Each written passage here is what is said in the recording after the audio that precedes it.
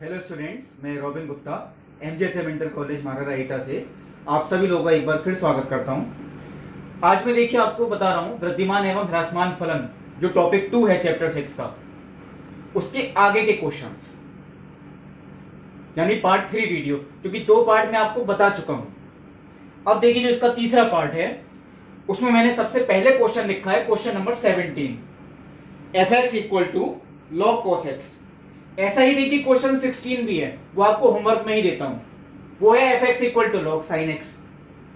तो देखिए कैसे हम करते हैं, अंतराल मैंने देखिए इसलिए लिखा 0 to पाई, क्योंकि ये क्वेश्चन हमें प्रूव करके दिखाना है 0 से लेके 90 तक ये निरंतर ह्रासमान होगा और 90 से लेके 180 तक ये निरंतर वृद्धिमान होगा। यानी टोटल जो हमें देखना है वो 0 से 180 तक के लिए देखना है, उसमें 0 से 90 तक अलग हो गया और 90 से 180 तक अलग हो गया। अब देखिए fx equal to log cos x, हमने सबसे पहले जैसे ही क्वेश्चन वृद्धिमान एवं ह्रासमान फलन का आएगा तो हमें यही करना है, जो भी फलन आपको दे रखा हो उसका अवकलन करना है x के सापेक्ष, अगर वो x के पदों में है तो इसका अवकलन देखिए मैंने किया f dash x equal to, अब ये क्योंकि श्रृंखला नियम लगेगा, क्योंकि log cos x, चलिए मैं यहां ब्रैकेट लगा देता हूं समझाने के लिए। पहले हमने इसे x माना, log x का अवकलन 1/x इंटू फिर ब्रैकेट का भी करेंगे तो माइनस के साइन x, तो माइनस के sine x upon cos x minus के tan x। अब देखिए जब हम अवकलन कर लेते हैं तो कई क्वेश्चंस ऐसे होते हैं जिसमें यहां देख के ही पता लग जाता है कि ये हमेशा धनात्मक होगा या ये हमेशा ऋणात्मक होगा। ऐसा क्वेश्चन देखिए कब हुआ था, जब मैंने आपको सबसे पहला पार्ट जो था वीडियो का पार्ट 1 उसमें फर्स्ट और सेकंड क्वेश्चन बताए थे, तो वो यही पता लग जाता कि बड़ा होगा 0 से या छोटा होगा 0 से। लेकिन ये देख के तो हम देखिए नहीं बता सकते कि ये बड़ा कब होगा, ये हमेशा बड़ा होगा 0 से या हमेशा छोटा होगा 0 से, ये तो डिपेंड करेगा चतुर्थांशों पे। तो इसी के लिए हमें ये करना पड़ता है f dash x equal to 0 रखना पड़ता है, और जो यही पता लग जाए कि ये बड़े होंगे 0 से छोटे होंगे 0 से, उनमें ये करने की जरूरत ही नहीं होती। जैसे कि क्वेश्चन नंबर 1 में जरूरत नहीं पड़ी मुझे, क्वेश्चन नंबर 2 में भी जरूरत नहीं पड़ी, और भी देखूंगा देखिए शायद आज की वीडियो में भी कोई क्वेश्चन ऐसा हो सकता है जो यही क्लियर हो जाए कि वो बड़ा है 0 से या छोटा है 0 से। अब देखिए ये तो क्योंकि क्लियर नहीं हो रहा, तो ऐसे क्वेश्चन में हमें क्या करना पड़ता है, f dash x equal to 0 रखना पड़ता है, और उससे x के जितने मान संभव हैं वो सब निकालने पड़ते हैं। तो देखिए मैंने f dash x equal to 0 यानी माइनस के tan x equal to 0, minus से कोई फर्क नहीं पड़ता यानी tan x इक्वल टू 0। अब tan x इक्वल टू 0 ये कब होता है, एक तो x एक तो 0 पे होता है क्योंकि tan 0 0 होता है, और एक 180 पे होता है क्योंकि tan 180 भी 0 होता है। तो x इक्वल टू 0 एक मान तो ये निकल के आ रहा है, और एक x इक्वल टू पाई। लेकिन ये मान भी देखिए अंतराल के ही हैं, ये हम नहीं ले सकते, इनके बीच का कोई मान आएगा वो चलिए मैं बताता भी आपको, लेकिन ये मान तो ऑलरेडी अंतराल के ही दे रखे हैं। तो जब हम ग्राफ बनाते हैं, देखिए मैंने बताया भी था आपको, जब हम मान बनाते हैं तो ये अंतराल ही बनाते हैं केवल, ऐसा नहीं कि हर क्वेश्चन में माइनस के अनंत से लेके प्लस के अनंत तक हम पूरा कर दें। त्रिकोणमिति में खासकर जो भी अंतराल होता है वही बनाते हैं हम यहां पे। तो 0 से लेके पाई, 0 टू पाई। अब आप कहेंगे इसमें बीच में तो कोई मान आए नहीं ना कहीं, लेकिन मैं कहता हूं यह आएगा जरूर, क्योंकि कुछ क्वेश्चंस ऐसे होते हैं जो अनंत भी हो सकते हैं, ये भी अनंत हो सकता है, वो मान भी हमें देखने हैं और वो हम नंबर लाइन पे ही दिखाते हैं। तो tan x इक्वल टू अनंत ये कब हो सकता है, x equal to pi by 2। tan x equal to अनंत कब हो सकता है, x equal to pi by 2। इसका मतलब है मैं यहां पाई बाई 2 भी दिखाऊंगा, वो मैंने यहां एक बार लिखा x equal to pi by 2, या चलिए मैं यहां लिख देता हूं x equal to pi by 2। वो देखिए मैंने यहां लिख दिया।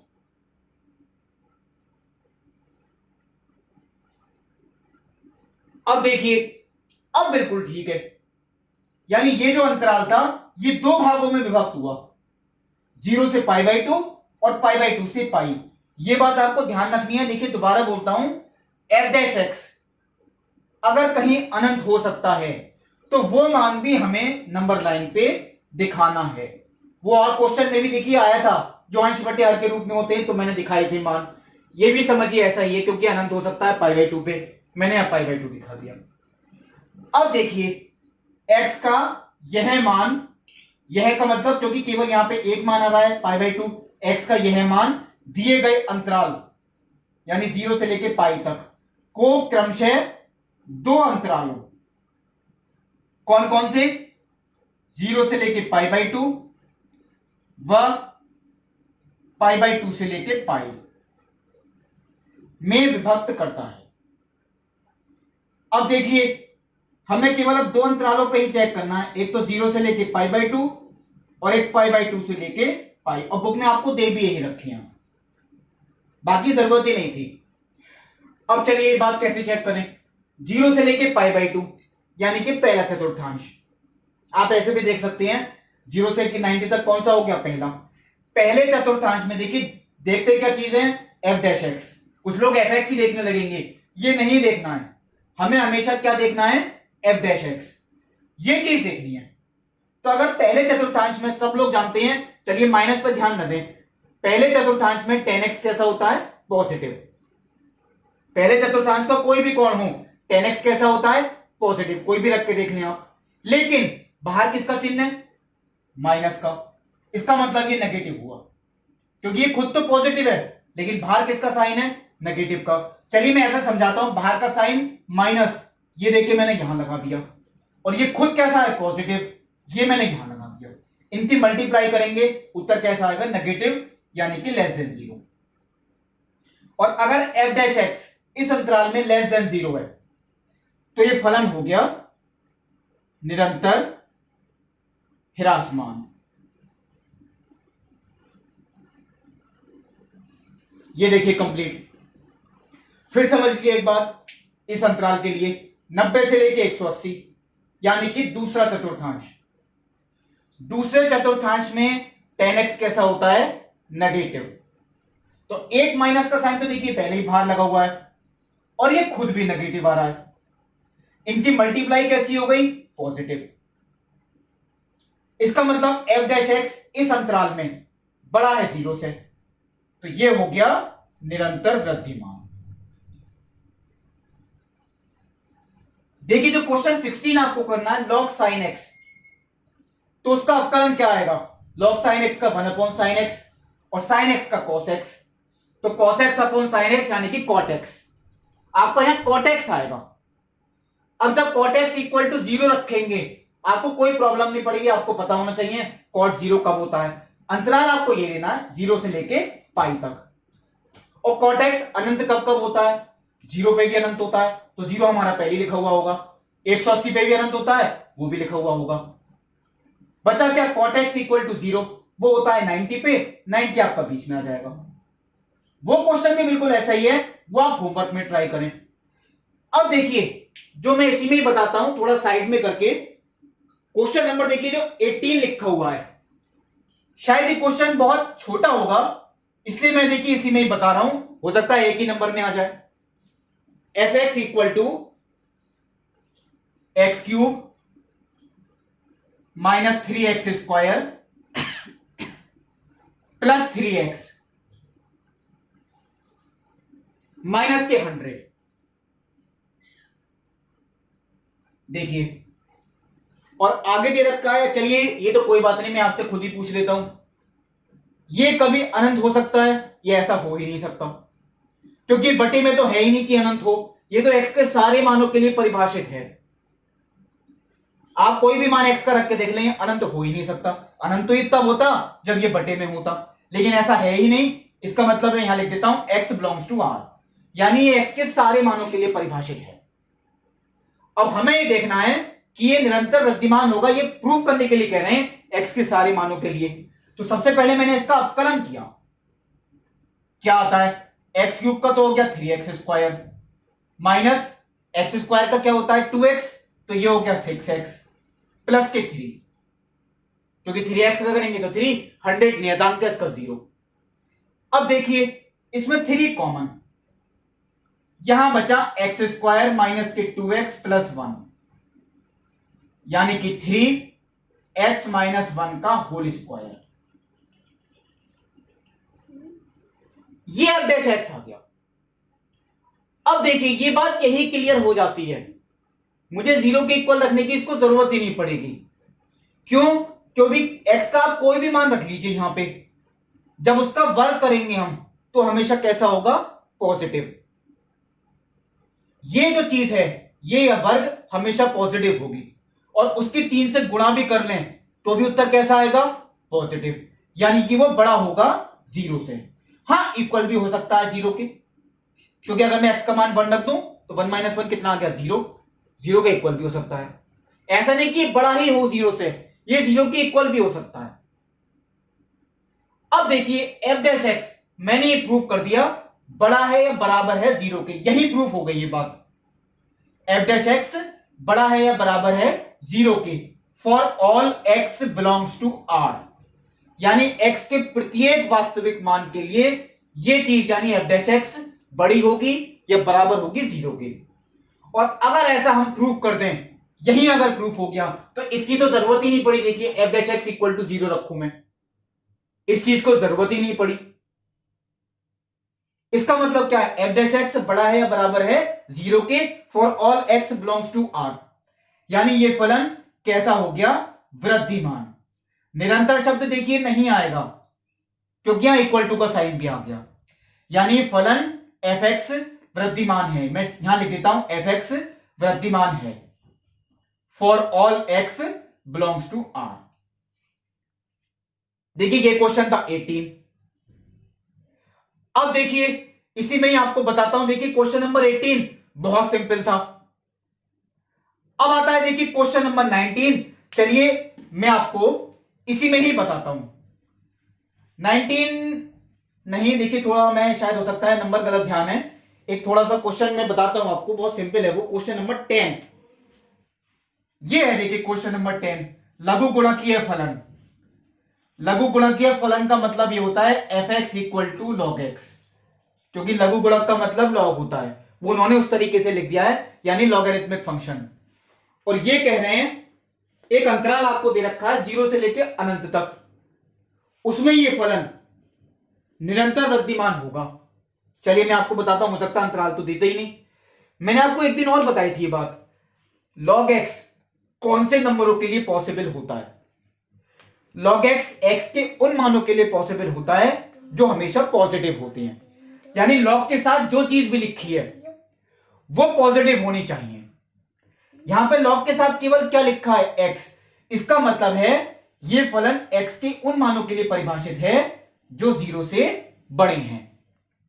यह बात आपको ध्यान रखनी है, लॉग के साथ जो भी चीज लिखी है यहां तो केवल एक्स ही है, तो ये चीज यानी फलन जो है केवल ये हमेशा पॉजिटिव होना चाहिए। अब यहां केवल एक्स था, एक्स बड़ा होना चाहिए 0 के, तो हमें केवल ये इन्हीं मानों के लिए देखना है कि फलन, अब ये कह रहे हैं कि निरंतर वृद्धिमान होगा। चलिए देखते हैं वो कैसे होगा। मैंने यहां एफ डैश एक्स निकाला, लॉग एक्स का अवकलन कितना होता है? 1/x। अब देखिए ये बात यही क्लियर हो जाएगी या नहीं, सबसे पहले हम यही चीज देखें। जरूरी नहीं कि हमें f dash x equal to 0 रखना पड़े, अगर ये बात यही क्लियर हो जाएगी हमेशा बड़ा होगा 0 से या छोटा होगा तो इसकी जरूरत ही नहीं पड़ती है f dash x equal to 0 रखने की। देखिए कैसे पता हो सकता है? एक्स हमेशा पॉजिटिव है, क्योंकि हमें इन अंतरालों पे देखना है। एक्स हमेशा कैसा है? पॉजिटिव। तो एक्स अगर एक पॉजिटिव नंबर है तो 1 कोई भी एक पॉजिटिव नंबर, उत्तर कैसा आएगा? पॉजिटिव, यानी बड़ा है 0 से, क्योंकि एक्स खुद भी तो पॉजिटिव है, यानी ये पूरा आंसर भी आपका कैसा आएगा? पॉजिटिव, यानी बड़ा है 0 से। कौन से मानों के लिए? For all x belongs to, इन मानों के लिए। और इन मानों को हम ऐसे भी लिख सकते हैं 0 से लेके अनंत तक, क्योंकि 0 से बड़े मान 0 से लेके कहां तक जाएंगे? अनंत तक, यानी इन मानों के लिए एफ डैश एक्स बड़ा होगा 0 से। ये मैंने चलिए ब्रैकेट में लिख दिया, एफ डैश एक्स बड़ा होगा 0 से for all x belongs to 0 to infinite, यानी 0 से बड़े जितने भी मान हैं एफ डैश एक्स बड़ा होगा उनके लिए 0 से। और अगर ऐसा है, मैंने ये प्रूव कर दिया एफ डैश एक्स बड़ा होगा 0 से इस अंतराल में, तो फलन कैसा हो गया? निरंतर वृद्धिमान।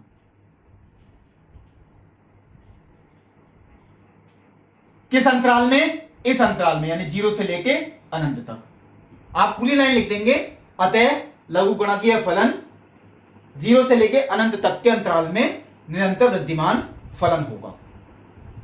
तो ये देखिए मैंने आपको बताए दो क्वेश्चन बहुत सिंपल थे। ये मैंने आपको क्वेश्चन नंबर 17 बताया था। अब मैं देखिए आपको बताता हूं देखिए क्वेश्चन नंबर 12। अब इसमें 4 पार्ट हैं, यानी कि 4 क्वेश्चंस हैं, ए बी सी और डी पार्ट। वो देखिए मैंने लिख भी रखे हैं। पहला पार्ट है f x equal to cos x, दूसरा है f x equal to cos 2x, तीसरा है f x equal to cos 3x और चौथा है f x equal to 10x। और ये पूछा गया है इनमें से कौन सा फलन अंतराल 0, π/2 में, कौन सा फलन अंतराल 0, π/2 में निरंतर ह्रासमान है। तो ये आप इस तरीके से माने कि आपको 4 क्वेश्चंस दिए हैं और वो आपको बहुविकल्पीय के रूप में दे दिया। आपको चारों ही क्वेश्चन करने हैं पूरे पूरे। मैं आपको इसमें से 2 करके दिखाऊंगा, 2 आपको होमवर्क में ही देता हूं। हालांकि अवकलन मैंने करके लिख दिया। देखिए f x equal to cos x, इसका अवकलन माइनस के sine x, f x equal to cos 2x, इसका अवकलन देखिए cos 2x का माइनस के साइन 2x और 2x का करेंगे तो 2 हो गया। फिर देखिए cos 3x, तो इसका अवकलन cos 3x का माइनस के साइन 3x और 3x का करेंगे तो 3 हो गया। और 10x का अवकलन आप लोग जानते ही हैं sec स्क्वायर x। ये है इसके देखिए 4 पार्ट। अब देखिए सबसे पहले मैं आपसे कहता हूं, मैंने यहां पे अंतराल भी लिख रखे हैं, यहां अभी देखिए लिखता हूं। आप लोग यही सोचेंगे ये अंतराल मैंने कैसे लिखे, ये बुक में तो दे ही नहीं रखे। मैं तो आपसे कह रहा हूं कि आप क्वेश्चन पूरा ही करेंगे, लेकिन किस तरीके से करेंगे, मैंने अंतराल कैसे लिखे ये मैं आपको अभी बताता हूं। पहले बता रहा हूं पार्ट डी, क्योंकि सबसे आसान पार्ट है। F x equal to 10x, इसका अवकलन है सेक स्क्वायर एक्स। अब देखिए सेक स्क्वायर है ये, और स्क्वायर हमेशा कैसा होता है, पॉजिटिव। एक्स का आप कोई भी मान रख के देख लीजिए कौन, जो चीज हमें देखिए यही क्लियर हो जाए कि वो बड़ा होगा 0 से या छोटा होगा 0 से, तो हम उसे इक्वल टू 0 रखेंगे ही नहीं। इसलिए मैं आपको पहले डी पार्ट बता रहा हूं, सेक स्क्वायर एक्स। अब स्क्वायर है तो चाहे कोई भी कौन रख के देख लें आप, एक्स का मान ये हमेशा पॉजिटिव ही होगा, यानी कि बड़ा होगा 0 से। ये इक्वल टू 0 नहीं हो सकता, क्योंकि सेक एक्स कभी 0 होता ही नहीं है। सेक एक्स का जो न्यूनतम मान होता है वो 1 होता है। 1 से बड़ा होगा या 1 के इक्वल होगा, क्योंकि सेक 0 कितना होता है, 1, वो 1 से छोटा नहीं होता। -1 और 1 के बीच में सेक एक्स का मान होता ही नहीं है, या तो ये -1 से छोटा होता है या +1 से बड़ा होता है। तो यहां क्योंकि स्क्वायर है तो इसका वर्ग करें या तो 1 से बड़ा आएगा या 1 के इक्वल आएगा, 0 से तो बड़ा होगा ही होगा, यानी कि सेक स्क्वायर एक्स बड़ा है 0 से। For all x belongs to, अब ये बिलोंग्स टू मैंने यहां अंतराल नहीं लिखा। देखिए मैं एक बात पूछता हूं, 10x x के सारे मानों के लिए परिभाषित है? ऐसा है तो मैं x बिलोंग्स टू r लिख दूंगा, यानी रियल नंबर्स। लेकिन अगर ऐसा नहीं है तो मुझे ऐसे कोण भी देखने जिनके लिए 10x अपरिभाषित है। आप लोग देखिए अभी पिछले क्वेश्चन में भी पढ़ रहे थे ये चीज, tan 90 अनंत आता है अपरिभाषित, tan 270 माइनस के अनंत आता है। ऐसे कोण इन पे अपरिभाषित है, तो मैं यहां लिखता हूं x is not equal to. अब ये कोण आप कैसे निकालेंगे कि जिन पे tan अपरिभाषित है, यानी x is not equal to, ये हमें दिखाने पड़ेंगे, बाकी सबके लिए परिभाषित है। तो आप देखिए मैं यहां लिख के दिखा रहा हूं, ये देखिए 90 पे अनंत आता है, फिर 270 पे भी आता है, फिर देखिए 450 पे आएगा, यानी 450 पे। तो ये 90 के जितने विषम गुणांक हैं, फिर क्या आएगा अगला 7π/2, उन पे 10x अपरिभाषित होता है। तो यहां मुझे दिखाना पड़ेगा x is not equal to 2n + 1 π/2। ये हो सकता है आपके देखिए पेपर में नहीं लिख के आए, ये आपको खुद लिखना पड़ेगा। x के ऐसे मान जिनके लिए फलन अपरिभाषित है वो हमें हटाने पड़ेंगे। मैंने इसलिए लिखा है देखिए x is not equal to 2n + 1 π/2, यानी 90 के जितने विषम गुणांक हैं उनके लिए फलन अपरिभाषित है, बाकी सबके लिए परिभाषित है। यानी x बिलोंग्स टू r, यानी सबके लिए परिभाषित है, केवल इनके लिए अपरिभाषित है। तो देखिए अब मैं आपसे कहता हूं, हमने ये बात प्रूव करी एफ डैश एक्स बड़ा है 0 से for all x belongs to R, यानी सारे मानों के लिए। लेकिन मैं देखिए -2n+1π/2 वो मैंने इस तरीके से लिख के दिखाया होगा आपको, यानी x के सारे वास्तविक मानों के लिए परिभाषित है, इन्हें छोड़कर -2n+1π/2। और ऐसे मानों के लिए f डैश एक्स बड़ा होगा 0 से। और अगर मैंने ये बात प्रूव कर दी f डैश एक्स बड़ा होगा 0 से, तो ये फलन निरंतर वृद्धिमान होगा, यानी अंतराल चाहे कोई भी हो। अब आपको देखिए बुक में दे रखा है 0 से 90, मैं तो कह रहा हूं सबके लिए होगा ये निरंतर वृद्धिमान, चाहे वो 0 से 90 अंतराल हो, चाहे 90 से 180 हो, सब में ये निरंतर वृद्धिमान ही होगा। लेकिन आपसे पूछा क्या है, निरंतर ह्रासमान, तो ये क्वेश्चन, ये फलन तो नहीं है वो, क्योंकि ये तो निरंतर वृद्धिमान है। अब देखिए ये तीनों क्वेश्चन एक ही तरीके के हैं। अंतराल मैं आपको बताता हूं कि मैंने कैसे लिख दिए, बुक में नहीं दे रखे। देखिए कोई भी क्वेश्चन आपका होता है, चाहे वो साइन का हो चाहे कॉस का हो, मैं यहां लिखता हूं, देखिए मान लीजिए f x equal to sine n x, ये देखिए मैंने यहां लिख दिया, या कॉस एन एक्स।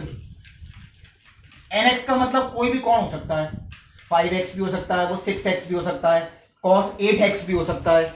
इस तरीके से अगर हमें दिखाना है कि कितने अंतराल में इसका एक ग्राफ पूरा बन जाता है, तो वो अंतराल जो होता है वो कैसे निकालते हैं, 0, वो 0 से स्टार्ट होगा और 2π/n तक जाएगा उसका, यानी ये जो अंतराल होता है, इस अंतराल में इसका एक ग्राफ पूरा बन जाएगा। आप लोगों ने देखी शायद फिजिक्स में पढ़ा होगा, जब हम साइन का ग्राफ बनाते हैं वो इस तरीके से आता है, ये पूरा एक अंतराल होता है, फिर ये रिपीट होना शुरू हो जाएगा। तो जो एक अंतराल यानी एक चक्र की बात कर रहे हैं वो ये होता है साइन का। तो ये जो चक्र होता है, अगर यहां केवल साइन एक्स हो, केवल क्या हो, साइन एक्स, यानी एन का मान 1, एन का मान मैंने 1 रख दिया, तो ये 0 से लेकर 360 तक जाता है, 0 से लेके 360 तक। अब मैं कहता हूं अगर यहां साइन का मान, यहां साइन 2x है, साइन 2x, तो n का मान कितना हो गया 2, मैंने यहां 2 रख दिया, 2 से 2 कैंसिल, कितना बचा पाई, वो 0 से 180 तक आएगा बस। वही चीज देखिए मैंने यहां लिखी, 0 से लेके 180 तक। cos 2x का जो एक चक्र पूरा हो जाएगा, ये cos का ग्राफ नहीं है। चलिए देखिए मैं आपको बता देता हूं, जो आपका cos का ग्राफ बनेगा ये आपका देखिए इस तरीके से आएगा, अब ये रिपीट होना शुरू हो जाएगा। तो ये इसका एक चक्र होता है, तो इसका जो एक चक्र होगा, अगर ये केवल cos x हो तो ये 0 से लेके 360 तक होगा, लेकिन अगर ये cos 2x है तो 0 से लेके कहां तक होगा, केवल 180 तक, फिर रिपीट होना शुरू हो जाएगा। अब देखिए ये वाला पार्ट, यहां cos 3x दे रखा है, cos 3x, तो n का मान कितना हो गया 3, मैंने 3 रख दिया, 2π/3, 2π/3 यानी 360/3 120। तो इसका जो एक चक्र बनेगा वो 0 से लेके कहां तक बन जाएगा, 120 तक।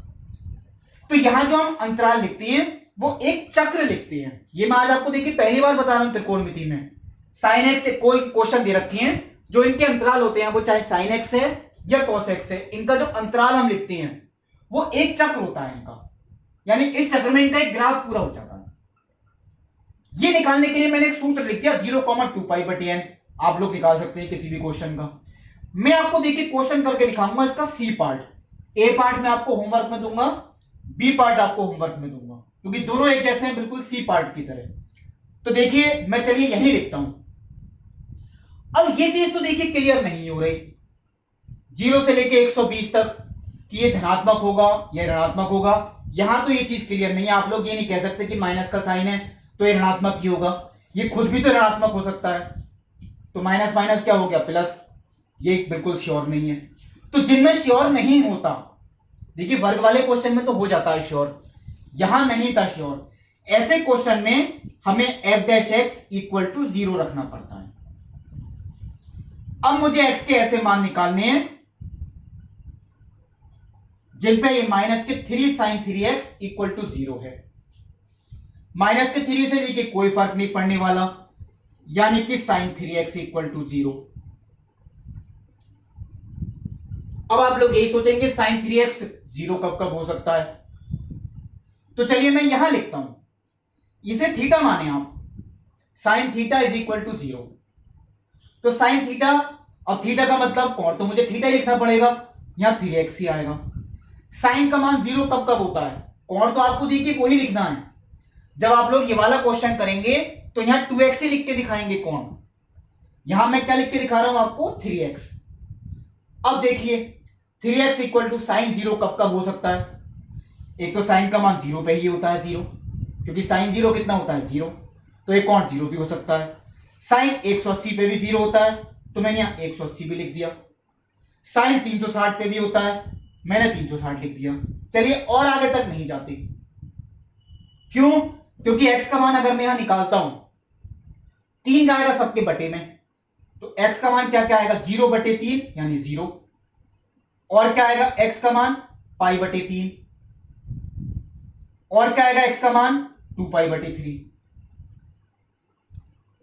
अब मुझे देखने भी यहीं तक ही है, 0 से लेके कहां तक, 2 पाई अपॉन 3 तक, तो बीच में केवल पाई बाई 3 मान आ रहा है, बीच में केवल कौन सा मान आ रहा है, पाई बाई 3।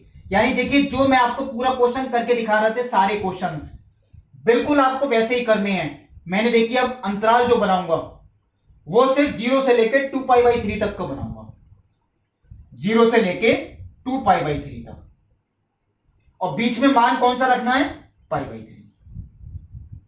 ये देखिए आ गया, बिल्कुल वैसे ही किया जैसे कि मैंने क्वेश्चंस आपको पिछले बताए हैं। अब यहां मैंने चार्ट हटा दिया था, क्योंकि आप लोग सारे क्वेश्चंस इसी मेथड से करते आए हैं, ये भी आप होमवर्क में करेंगे, इसलिए मैंने आपको ये वाला पार्ट बताया। अब आता है कौन से पार्ट में ये वृद्धिमान है और कौन से पार्ट में ह्रासमान है। चलिए मैं आपको यहीं चेक करके बता देता हूं, चार्ट शायद नहीं बनाऊंगा इसमें। 0 से 60 के बीच का कोई कोण रखें, अगर हम किस में रखते हैं, एफ डैश एक्स में। कुछ लोग एफ एक्स में रखने हैं, वो गलत है बिल्कुल, हमेशा एफ डैश एक्स में रखना। 0 से लेके 60 के बीच का कोई कोण, चलिए मैं 30 रखता हूं, उसके बीच में आएगा। अगर मैंने यहां 30 रखा तो 30 गुणा 3 90, साइन 90 का मान कितना होता है 1, लेकिन इसकी गुणा माइनस के 3 से कम, तो क्या आएगा माइनस के 3, यानी नेगेटिव उत्तर आ रहा है। यानी इस अंतराल में जो एफ डैश एक्स है, मैं यही लिख देता हूं, इस अंतराल में F dash x less than 0 है, आप लोग खुद ही समझ जाएंगे। अब आते हैं 60 से 120 के बीच का कोई कोण, तो 60 से 120 के बीच का कोई कोण मैं 90 रख देता हूं। चलिए मैंने यहां 90 रखा, 90 गुणा 3 270, साइन 270 का मान -1, आप लोग निकाल के चेक कर सकते हैं, साइन 270 का मान -1, और -1 की -3 से गुणा करें तो प्लस के 3, यानी उत्तर कैसा आ रहा है, पॉजिटिव, यानी एफ डैश एक्स बड़ा है 0 से। आप लोग खुद ही समझ गए, यानी इस अंतराल में निरंतर ह्रासमान हो गया और इस अंतराल में निरंतर वृद्धिमान हो गया। लेकिन आपसे पूछा क्या है, 0 से लेकर 90 तक के अंतराल में ये कैसा होगा, तो 0 से 60 तक तो ये आ रहा है ह्रासमान। अब 90 की बात आ गई, तो 90 तो आपका कभी यहां होगा, शायद मैं आपको एक डॉट लगा के दिखा रहा हूं केवल, और 90 आपका यहां होगा, तो 0 से 60 तक तो आ रहा है आपका ये ह्रासमान, और 60 से जो 90 तक आ रहा है वो क्या आ रहा है, वृद्धिमान। ऐसा अगर आप क्वेश्चन प्रूव कर दें कि 0 से 60 तक मान लीजिए ह्रासमान आ रहा है और 60 से 90 तक क्या आ रहा है, वृद्धिमान, तो ऐसा फलन 0 से 90 तक अंतराल में ना तो ह्रासमान होगा और ना ही वृद्धिमान होगा। ऐसा देखिए बिल्कुल गलत है, कुछ अंतराल में ह्रासमान आए और कुछ में वृद्धिमान, तो उसके लिए हम हमेशा यही उत्तर लिख के आएंगे कि ना तो फलन ह्रासमान होगा और ना ही फलन वृद्धिमान होगा। ये देखिए मैंने आपको बताया क्वेश्चन पार्ट सी, इसके ए और बी पार्ट वो आपको होमवर्क में ही देता हूं। अब मैं देखिए आपको बता रहा हूं, देखिए question number 13, f x equal to x to the power 100 plus sine x minus के 1। अब देखिए मैं इसका फलन भी करके लिख दिया, बहुत सिंपल सा एक फलन था इसका, 100 x to the power 99 plus cos x 1 का 0। आपको यहां 3 अंतराल दे रखे हैं और इन तीनों में ऐसा कौन सा अंतराल है जिसमें ये फलन निरंतर ह्रासमान होगा। हो सकता है आपको पेपर में तीनों नहीं मिले, कोई सा एक दे दें, लेकिन यहां मैं आपको चलिए तीनों में ही बताता हूं, हो सकता है कुछ में हिंट भी दें। तो सबसे पहला अंतराल है 0 से लेके 1 तक, दूसरा है π/2 से लेके π तक यानी दूसरा चतुर्थांश, और तीसरा है 0 से लेके π/2 तक यानी पहला चतुर्थांश। लेकिन आप लोग ये कहेंगे यहां ये बात क्लियर नहीं हो रही कि चतुर्थांश कौन सा है, क्योंकि पाई के रूप में नहीं दे रखा। तो चलिए मैं इसी को, अब देखिए जितने क्वेश्चंस मैंने आपको बताए, तो सबसे पहले हम यही चीज देखते हैं कि ये बात यहीं से क्लियर हो जाएगी कि f' बड़ा है 0 से, क्योंकि मैं अगर इसे इक्वल टू 0 रखता हूं तो इस समीकरण को हल करना बहुत मुश्किल होगा। x का मान निकालूं कि इक्वल टू 0 हो, बहुत मुश्किल है। तो हम ये चीज तो प्रूव भी करके दिखाएंगे कि इस अंतराल में या तो ये बड़ा होगा 0 से या छोटा होगा 0 से। यही चीज देखिए मैं यहां समझा रहा हूं पहले अंतराल से। आपको दे रखा है x का मान 0 से लेके कहां तक, 1 तक। इसे हम ऐसे भी लिख के दिखा सकते हैं, x बड़ा होगा 0 से, छोटा होगा 1 से। अब मुझे किसी तरीके से ये चीज लानी है, तो पहले मैंने इसकी पावर की, यानी x की पावर 99, तो पावर मुझे इधर की भी करनी है। 0 की पावर 99 वो 0 ही आएगा, और 1 की पावर 99 वो 1 ही होगा। चलिए ये x की पावर 99 का मान ये भी 0 से 1 के बीच में ही होगा। अब आ जाता है 100 इंटू एक्स की पावर 99, इसका मान कहां से कहां तक होगा, तो मुझे 100 से गुणा करनी है पूरी समीकरण को। तो इसकी करेंगे वो तो 0 ही आएगा, और इसकी करेंगे ये आएगा 100। चलिए ये तो मैंने आपको बता दिया 100 into x to the power 99। इस अंतराल में इसका मान 0 से 100 तक जा सकता है, कुछ भी हो सकता है। अब आ सकता है cos x का मान, वो मैं एंड करके लिख देता हूं। यहां cos x कहां से कहां तक होगा, या 0 से लेके 1 तक आप कैसे पता लगाएं कि cos x की कौन सा चतुर्थांश है। तो मैं आपसे एक बात कहता हूं, पाई का मान 3.14 होता है। पाई का मान कितना होता है, 3.14। तो 3.14 को अगर मैं 3 से डिवाइड करूं तो 1.05 आएगा, वो इसके नजदीक है बिल्कुल। यानी ये लगभग हम मान सकते हैं 0 से लेके π/3 तक, क्योंकि मैं आपको देखिए अब निकाल के दिखा रहा हूं इसका मान। पाई का मान कितना होता है 3.14, उसे अगर मैं 3 से डिवाइड करूं तो 1.05, वो नियरली इसके इक्वल ही है, 1 के नजदीक है। तो मैं इसे 0 से π/3 तक, इससे हालांकि कुछ छोटा ही है, मैं इसे चलिए π/3 मान रहा हूं, क्योंकि π/3 पे आपको मान पता भी है। अब आप बताएं cos x का मान 0 से लेकर अगर 60 तक का कोई भी कोण है वो कहां से कहां तक होगा। cos 0 तो होता है 1, और cos 60 कितना होता है 1/2, तो ये 1/2 से 1 तक होता है। देखिए cos में उल्टा होता है, कोण अगर छोटा है लेकिन मान उसका बड़ा होता है। ये बात मैंने प्रतिलोम त्रिकोणमितीय फलन में भी बताई थी। cos x का मान अगर ये 0 से π/3 है x का मान, तो cos का मान 1/2 से लेके कहां तक होगा, 1 तक। ये मैंने लिख दिया। अब मैं अगर इसे जोड़ता हूं, यानी 100 x की पावर 99 प्लस cos x, अगर मैं इन्हें जोड़ता हूं तो मैं जोड़ क्यों रहा हूं, क्योंकि ये चीज आएगी आपकी f'(x), और मैं ये चीज यहां देखिए सीधा लिखता हूं, मैंने समझिए इन्हें जोड़ते हुए लिख दिया तो वो चीज f'(x) हो गई। तो मैं इधर भी जोड़ूंगा, 0 + 1/2 यानी 1/2, और 100 + 1 यानी 101।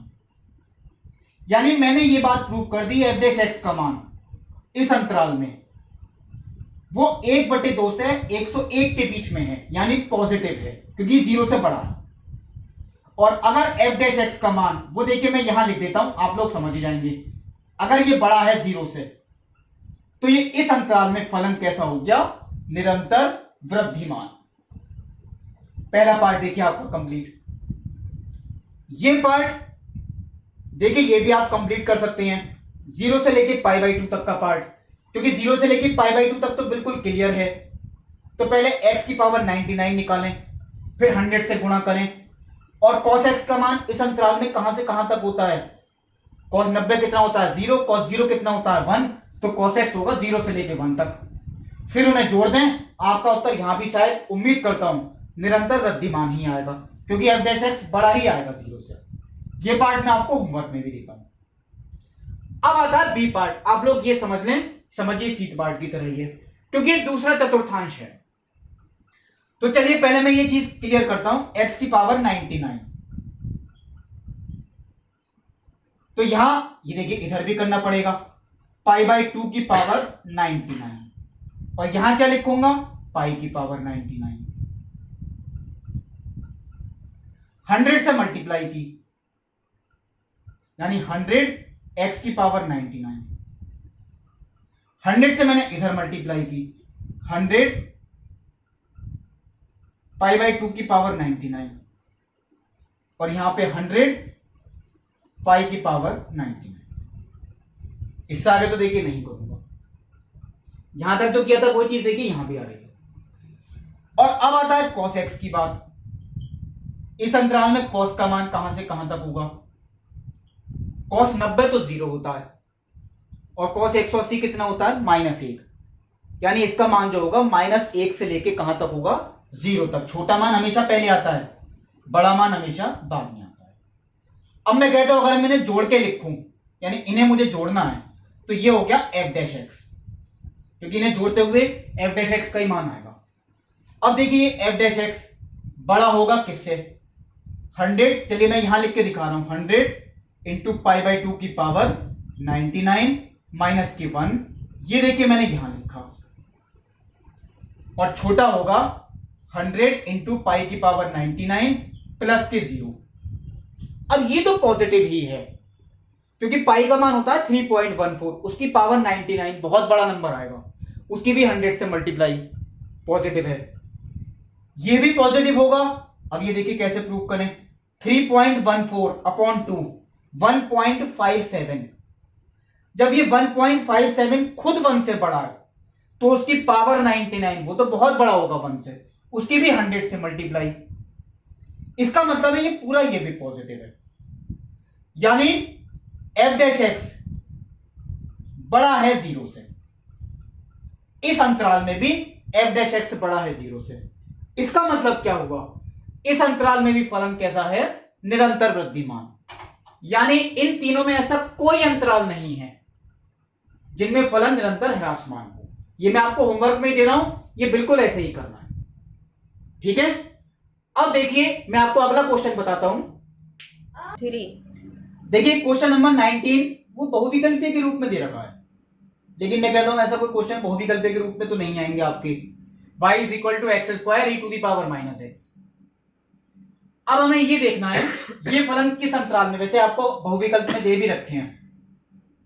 सबसे पहले तो जो भी फलन है, यहां y दे रखा है, ऐसा जरूरी नहीं f(x) ही लिख के आए, इसका उपकरण dy/dx, f(x) होता तो f'(x) लिखते। इसमें गुणनफल नियम, पहले फर्स्ट को लिखा, सेकंड का अवकलन, तो e⁻⁻x का e⁻⁻x और -x का -1, यानी श्रृंखला नियम। सेकंड को लिखा, फर्स्ट का अवकलन।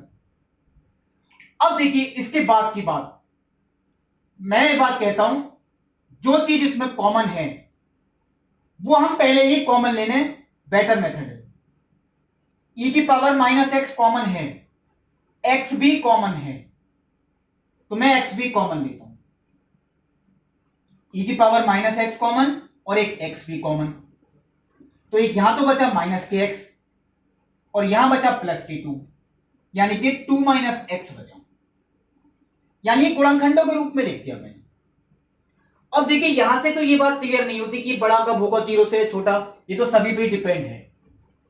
यानी अब मुझे वही चीज करनी है जो आपको बताई थी, f'(x) = 0, यानी dy/dx = 0। इसका मतलब x e⁻⁻x 2 - x = 0। x के क्या क्या मान पॉसिबल हैं, एक तो यही देखिए x = 0, ये तो आपका पहला आया। दूसरा e⁻⁻x = 0, ये मैं अभी यहां लिख के छोड़ रहा हूं, x का मान अभी निकल के नहीं आया है। और एक 2 - x = 0, तो x = 2 आ गया।